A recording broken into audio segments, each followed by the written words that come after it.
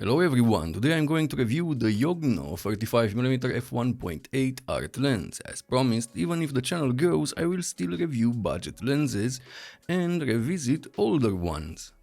For those of you new to the channel, my name is Andrei Dima. I'm a professional travel photographer and I love reviewing lenses in beautiful locations. So if that is your thing, subscribe. For a lens that costs only $119, the Yongnuo 35mm f1.8 is pretty well built. Metal body, metal mount, and the mount has a rubber gasket. Well, that's a first for a lens in this price range with AF. The design of the lens is super simple, no big branding, which I appreciate on a lens. On the side of the lens you can find an USB Type-C port for future updates. The focus ring turns smoothly and it is nice to use. There is no aperture ring. It comes with a nice plastic petal-shaped lens hood and the lens cap is pretty decent as well, fits well in place. The weight of the lens is 265 grams. The filter thread is 52mm and I love that the markings on the front are not white, so you're not going to have weird reflections if you use filters. The optical structure is 10 elements in 9 groups. It has 9 aperture blades and the minimum focus distance is 45 cm. Decent, but more on this later. The autofocus for photography is fast and accurate, as you can see here. While I used the lens for this review, I only had one missed shot. That is really good for a budget lens.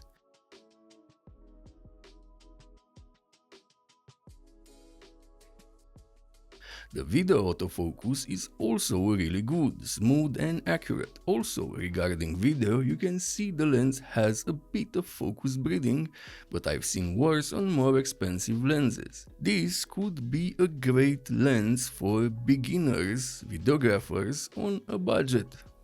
Flares. As you can see here, you get some flares and they reduce contrast a bit, but for the price, the lens had some issues.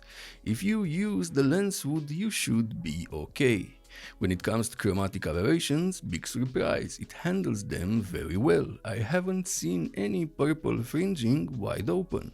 And when it comes to LOCA, longitudinal chromatic aberrations, you can see just a bit wide open, but stopping down to f2.8 makes them go away. Now let's talk about image quality and start with colors. This lens reminds me of the Nikkor 50mm f1.8 in a good way. I like that lens and this one has a bit of vintage vibe from coatings. The image quality is good starting with f1.8, great sharpness in the center and mid-frame, but the contrast is a bit low. The corners are a bit darker and softer. If you stop down to f2, the center is great and the corners are a bit brighter and sharper. Stopping down to f2.8 adds more contrast to the overall image. The corners are brighter now and sharper. If you stop down to f4, the image is sharp from corner to corner and the vignetting goes away. If you stop down further, you won't get any more improvements because the image quality is already great. If you stop down to f11, you will get some decent looking sun stars. The best results are at f16. The image quality at the minimum focus distance is great starting from f1.8.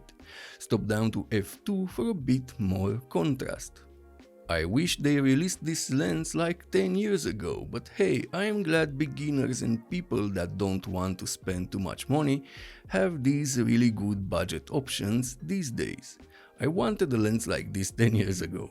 Overall, for the money, this is a no-brainer. Fast AF, good image quality starting from f1.8, good for a video, metal build and a rubber gasket for a lens under $120.